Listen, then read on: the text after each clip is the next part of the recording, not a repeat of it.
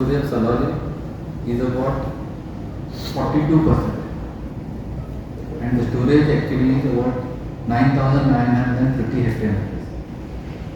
Anjune KV dam is about 793 hectare, that is about 17.7. Always Anjuna gets slowly filtered because its catchment area कमी आहे. अगस्तान ते भरता. मग अमथाणे dam ती साधारण 43% full असते. पंचवाडी डॅम अराउंड 25% फुल असते. कित्याक कंटिन्यूस पाणी घेत असता मिटिंगला.